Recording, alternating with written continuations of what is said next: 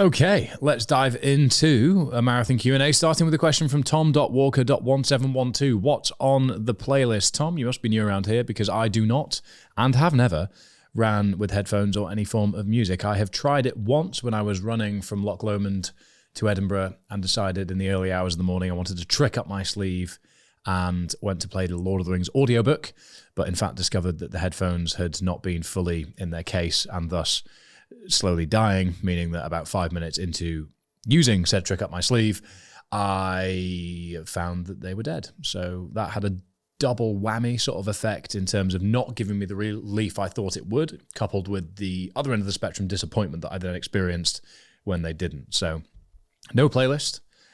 So a very boring answer to your question, I am afraid. Nicole.sim, what did you have behind your back? I had a race belt on, which is essentially a effective way of carrying my inhaler, 4 gels and some electrolyte tablets that I had with water as I went.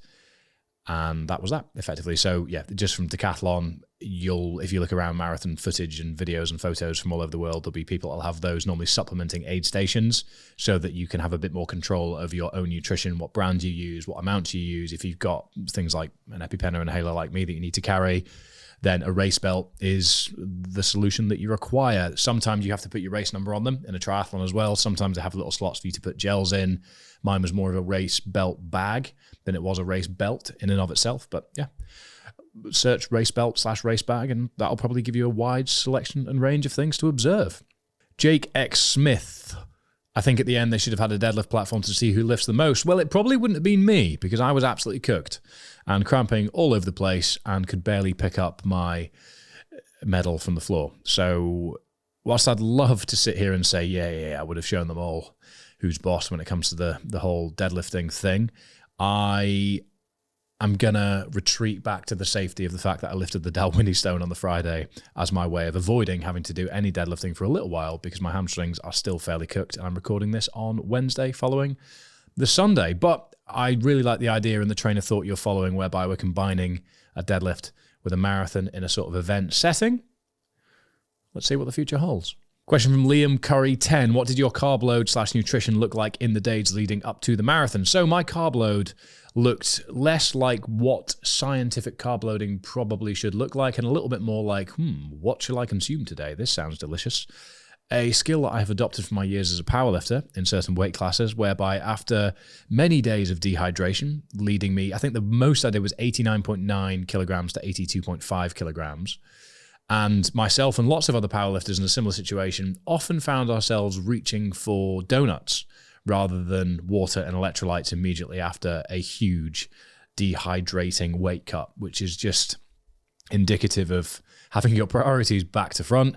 But all jokes aside, there was a little bit of that this time where I had a few things that weren't necessarily the most conducive to effective carb loading, but I just kind of enjoyed my food, made sure I wasn't eating anything too new the Friday or the Saturday beforehand, increased my carb intake by about 200 grams on Friday, 300 grams on Saturday, and made sure that I had adequate digestion time and didn't feel excessively full, therefore maybe compromising my digestion on the back end, because the last thing you want on race day is waking up with a bit more processing required in your stomach, because that could lead to a unfortunate pit stop mid-event.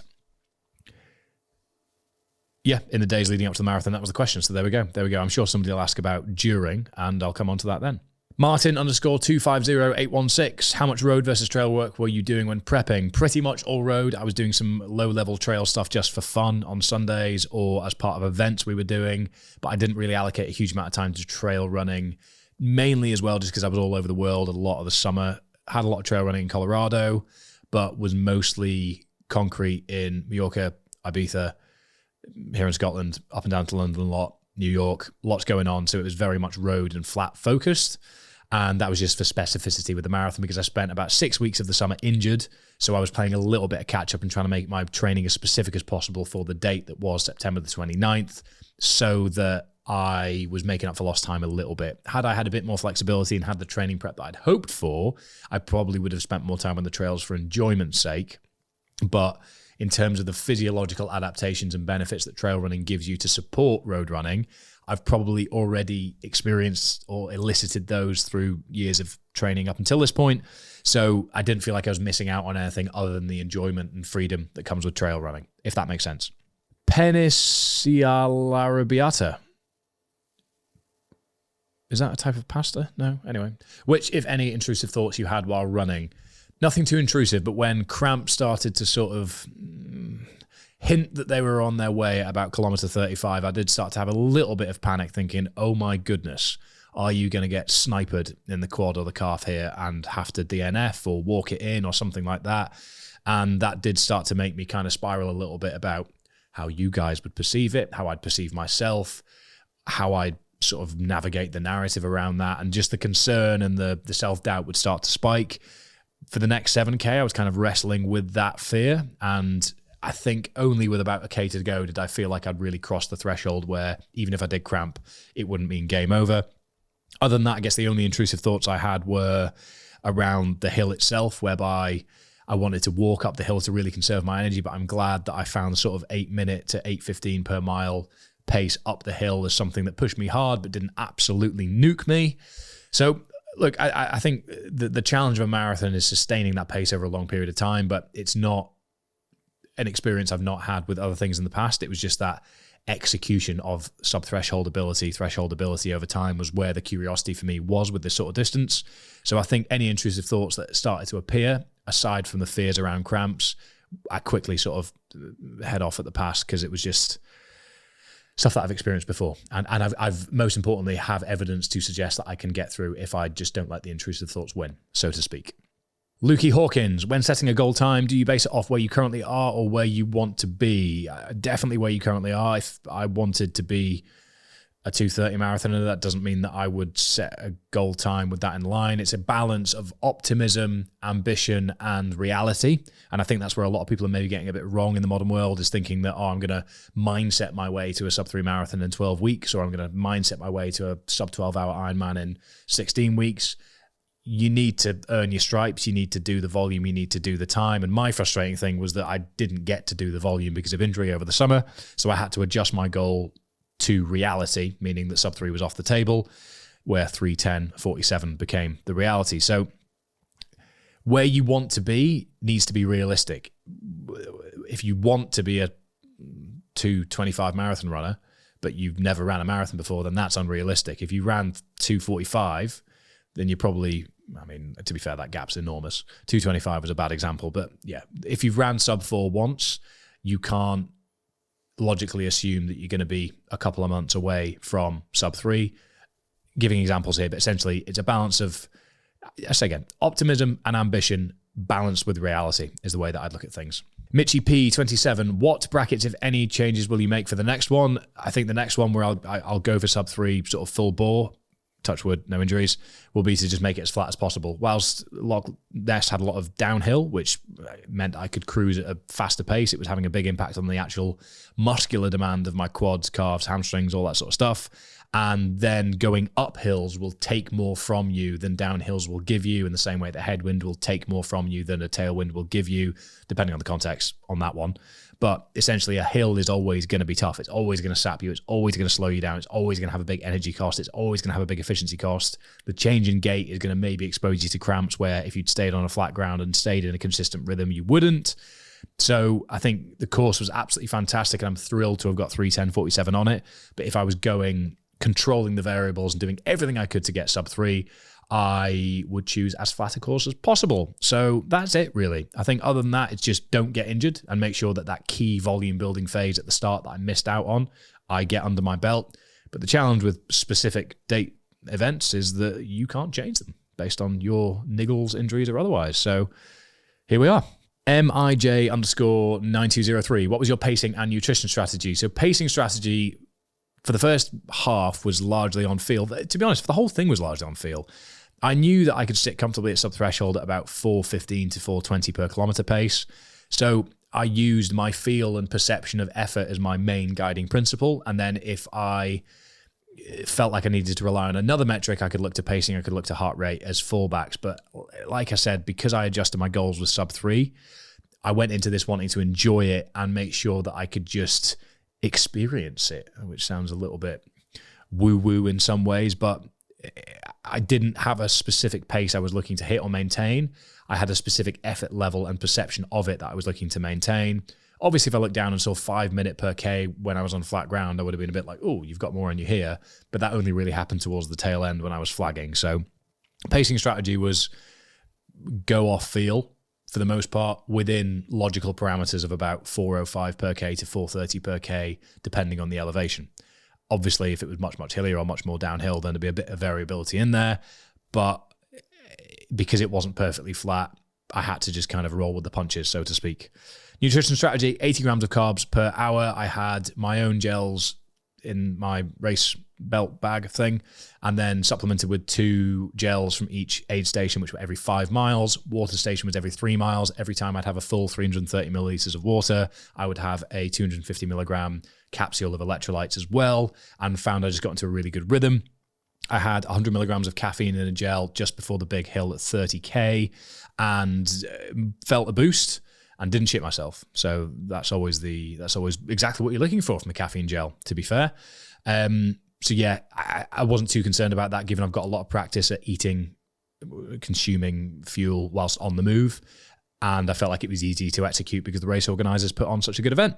Coached by Ellie. How far into the marathon did you get out of the pain cave? The end. So 42.2 kilometers. And even then, it actually got worse when my legs left the building and I was rolling around on the floor like a limp fish. So I wasn't in the pain cave until about 28K. And then I started to feel like I was a little bit deteriorated. And then the hill came. And then I thought, well done, you've survived that. Got through the next section, and then another hill came that wasn't quite as dramatic, but was enough to send my legs into a bit of concern. So the final 7 or 8K, I was in the pain cave. And I only really got out of that, truly, I'd say, in terms of faith that I was going to see it through without any more hiccups, without cramping up and falling over, when I got to the bridge in Inverness, which was about 900 meters to go. So it was an interesting one to navigate mentally, but I think I held really steady until I was suffering, and then I saw it through to the finish line. That was kind of the process. So the race didn't really begin until 33K, and then it was really hard, as it can be in a marathon. Maro Sokota, would you say that you can be a competitive runner at your body weight, competitive as in winning races, etc.? At my height, no. And to be honest, even if you were 6'6", you'd probably want to be lighter to be winning races. I have no interest in winning races. If I had an interest in winning races, I wouldn't be doing all the things that I'm doing. I compete, quote unquote, versus myself and my own definition of progress and perception of forward motion. So I don't think at 93 kilos, 205 pounds, unless you were extraordinarily tall or had an enormous head or something like that, maybe an enormous something else, you would be competitive in any races unless they were sort of backyard races put on by you and your mates one barbecue Sunday. I might be wrong, but I think the amount of blood volume required through a bigger frame and bigger muscle mass is the reason that a lot of the world record marathon holders and top runners are shorter and smaller and lighter, because just the physiology at play is indicative of those requirements. So I don't mean that to put anyone off, but it's just managing expectations. Are you going to beat the 65 kilo racing snake who's been running for 15 years whilst you're also trying to PB your bench? Probably not. But that is the beauty of quote unquote hybrid training, is that you are pursuing progress in goals that inherently conflict with one another so that you can experience the enjoyment that comes from making progress in 2 things that are important to you. It's not sacrificing or compromising on things that are valuable to you for the sake of coming 27th in a race rather than 37th in a race. If you're not first, second, or third, it's only really you or your mum that cares, is kind of what I always come back to. So make sure that you enjoy it. Thomas Dahl 00, what do you find most fun / fulfilling, a marathon prep or ultramarathon prep? So different components. Essentially, marathon prep is much more specific pacing, much more big session, getting in the right headspace for it, much more flat ground, much more easy to access. Ultramarathon prep often comes with difficult terrain, difficult weather, more kit requirements, and I often use that as an opportunity to explore and adventure a little bit more, which I think gives the ultramarathon prep the edge. But the time commitment to ultramarathon prep is far superior to or far more demanding, should I say, to a marathon prep. Overall fatigue, largely the same, because the intensity that comes with marathon prep puts you on your arse as much as the volume that comes with ultra marathon prep puts you on your arse. I think they both have their merits. They both have their drawbacks. Within the context of this year, comparing prep for the 250 versus the marathon, I've enjoyed the marathon prep more. But it was very frustrating and demanding for me dealing with injury for 6 weeks of that prep. So I say again, everything's lessons. Life is reps. Both have merits. Alex Go0504, do you run a full marathon in prep? No, my biggest run was 2K warm-up, 5x5K at 22 minutes per rep with 1K between, so 32, 2K warm-up, so 35K, I think it was. And that was a big session. Did that at the track for ease of filming. It's actually on YouTube.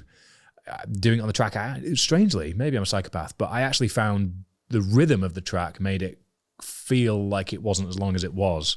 And obviously it's a very controllable, variable environment, which was good. But no, I don't think you should be running a full marathon in prep unless it's a long way out and you've got a very long prep and you just want to build that confidence and know you've got it in your legs, because there can be psychological benefits to that. But physiologically, there's no logical reason as to why you need to run a full marathon in prep. If you're going for a best effort, you kind of want to build up towards the marathon being what you're peaked for, and therefore you save your legs for that. Question from Galactic Dude 01. As a multiple marathon runner, I suffer leg cramp mile 22 plus. How do you overcome cramp? I also suffered leg cramp at mile 22 plus, and I overcame it by changing my gait and wincing for about 5 miles. It's something that I'd like to address with more volume for my next marathon prep, and I think maybe just really making sure that I've got a lot of fatigued, harder effort volume in my legs so that I can maybe feel that exposure to that demand in training a bit more. Was it salts? Was it fatigue? Was it conditioning? I don't know. The hill probably had a big impact, but I am afraid, Galactic Dude 01, I also had the same problem, so don't really have much insight that wouldn't be hypocritical of me to share. Andy Finley, who was there, and I said hello to. Hello, Andy. How does a solo marathon rank on the mental toughness scale compared to your other events? The fact that this was actually an event and there were other people there made a huge difference. I felt like there was a real shared purpose, which was important, and means that the suffering in the trenches on your own sensation I often feel with self-driven events, other than having the support team, is a very different demand. There were a few points along the way where I spent a bit more time on my own because of the sort of pack spreading out a bit more, but I never felt like I was on my own. I always knew that there were people around the corner. There was always things to interact with.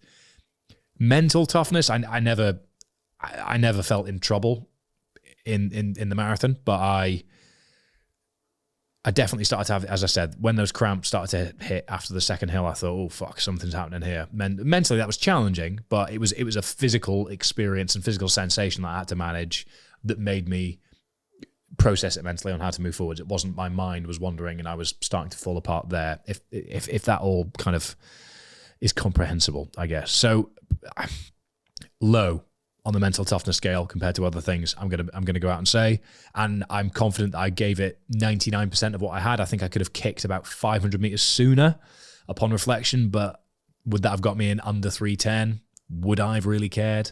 I'm not sure. So I'm confident that I executed a good race. I gave it my all, and I am pleased with the outcome. So I don't have a ranking system for you, but not as demanding as ultras or triathlons in my experience, shall we say. Question from Lucy Jackson. What keeps you going in the pits of training for such a tough event? The fact that I know there is a huge amount of value on the other side, and there always has been, even when I have found it difficult to perceive in the moment when training is tough. Discipline versus motivation argument springs to mind here, but essentially, if you set yourself a goal, you are holding yourself accountable to a future version of yourself that has achieved that goal. And the reason that you've set said goal is so that you can go through the process of understanding who you become as a person in moving towards that goal. That's where the value is with endurance events and training in general. And that's what I find so fantastically accessible about any sort of running distance, marathons, especially triathlon, etc. The variables you have to control and understand and manipulate in your own day-to-day life will make you a better person. So When I am in the pits of training for such a tough event, I try and remind myself of that. And if I'm really struggling to make things work, I'll try and reshuffle my week practically. I'll look at what I can prioritize a bit more so that I'm not finding myself in a situation where I'm making training any tougher than it needs to be when it's already pretty physically challenging. Remove as much friction as you can around the training so you can just get your head down and do what needs to be done. Under that, foundationally, it's important to have a clear training plan and structure so that you know what you're moving towards, because you don't want to be stabbing in the dark, because as human beings, with guesswork or wiggle room, we can often talk ourselves out of things quite easily. Chopkins John, what mile did you hit a wall? What's 9K? 9K is about 5 miles. So 21 and a half, about 22, as I've already discussed with Galactic Dude's question. So basically the last hill, the last bit of elevation before things really leveled out. I survived the first hill, which I did a lot of mental preparation and visualization for. That took a lot from me. And then I thought, okay, mental dialogue, approach, planning, map this out, mental arithmetic, see it through to the finish.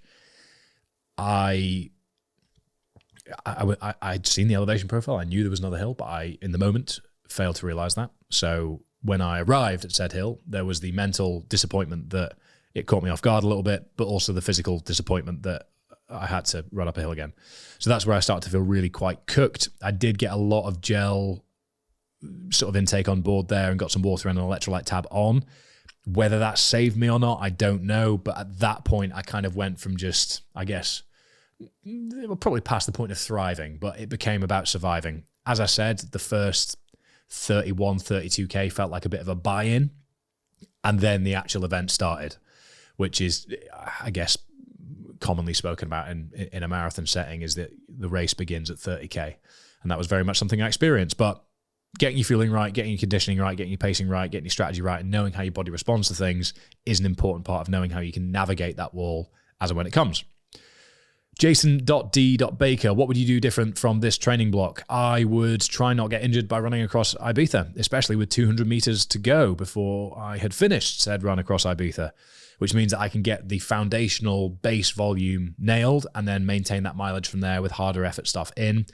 I didn't have that, so I had to focus a little bit more on sub-threshold and threshold pacing stuff without the support of all of that base building underneath it, because I had six weeks or so without really being able to run. I just had to make the most of the time that I had available to me. I had to reshuffle the plan a little bit based on the fact that Loch Ness Marathon's date was set in stone.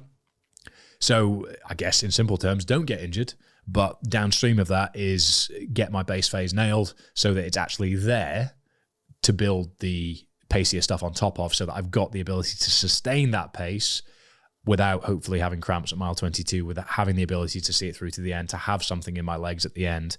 I'm trying to make sure that I can feel confident the whole way through to 42.2K. Coach Lovely Fitness, what's your opinion on negative splits, positive splits, steady pace, or just full send? I'd say just full send in a marathon setting is dangerous, but if you sprint a marathon, you're going to win. So my opinion on Loch Ness and the way I approached it was to positive split it because of the elevation profile. So I went into the first half, I had a really comfortable sub 90 half. I think it was like 129.58, in fact, just below, knowing that it was about 280 meters of elevation to come in the second half. So I had to account for that. Fatigue was there, deterioration was there, undulation was there. Obviously fatigue and fueling would start to mount up and all that sort of stuff. So in this circumstance, I positive split with that base phase that I've described, with that proper, well-executed block without injury, without obstacle. In an ideal world, I'd love to be able to negative split, because it means that you can confidently turn up the dial going into the second half and feel that ability and confidence to sustain that. Whereas I don't think with my conditioning for this one, there is any, even if it was a flat race, I would have had the ability to negative split any race. And I think that's reflective of missing that base phase due to injury. So my opinion, I guess, is in an ideal world, you probably want to be negative splitting so that you're saving your effort for when it matters rather than banking it ahead of time. But if you're somebody that maybe operates a little bit differently, if psychologically you'll have a better second half, if you know you've got some wiggle room, etc., I'd say everybody's unique. And given that most of you listening will be running your own race rather than sort of running sub 220, competing for medals and qualification slots and all that sort of stuff, I think the only thing we can all agree on is that full send, whilst it might be a relative term, full send at a marathon probably feels like the wrong approach. Final question here from Matthew Baldwin. First mile pace, did you take it really easy or go straight to race pace? Straight to race pace. Straight to race pace is the answer, as I also repeated the question, just to make things extra confusing. But that's because it was downhill for the first little bit. So I just kind of really got into a nice flow, felt that kind of warm-up sensation. And I guess the first K and a bit downhill, I was moving at 4 minutes per K. And by the time it leveled out a little bit, I felt ready to go. And having other people's cadence, having other people's pacing, you can quickly tell who's going for a similar time. And having a bit of a yardstick or a group to align yourself with helps keep you accountable to not sending it too soon. Because if everybody's holding themselves accountable to the pace that they've set, and you can attach yourself to that group, you're not going to think, wow, I feel great, and let your cadence run away with it, pun intended. So first mile, I can actually check. I think first mile was probably my quickest mile, but it was by no means an uncomfortable mile. And I don't think I made an error going quickly in my first mile. I mean, there might be some expert runners commenting and being like, oh, you should never do this, never do that. But I really enjoyed this process. So let me just double check what my first mile pacing was so that I can actually be more informed for this answer.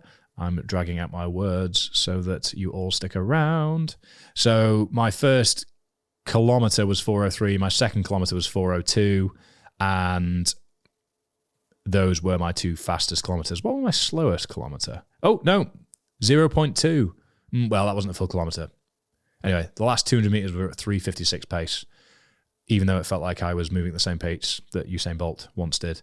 My slowest K was 5:34, and that came at 31 kilometers, which is indicative and reflective of the big fat hill called the Monster, lovingly, up in the shores of Loch Ness.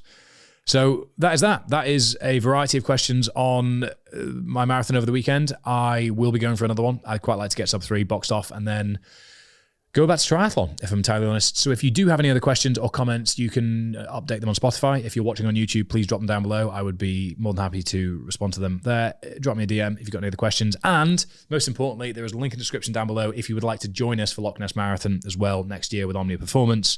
We had a great group of guys come up and stay with us and execute their own race, some first-time marathons, loads of PBs, really, really good weekend with the boys. It doesn't need to be only for the boys. It just happened to be the boys this weekend. So anyone is more than welcome and encouraged to join us next year, and we would love to have as diverse a group as possible up running the Loch Ness Marathon with us next year. And if you get your name on that list, we are in discussions with other events throughout the UK and even a few in America about doing a similar mechanic whereby we can get places, we can all train for it together, and we can all execute it together and have an even more insular shared purpose within the shared purpose that is the big event. So if that sounds like something you're interested in, just fill in the information in the link down below that takes you to a landing page where you can put your information in, and we can go from there. Other than that, please do make sure to do all the podcasty things and hit follow or subscribe.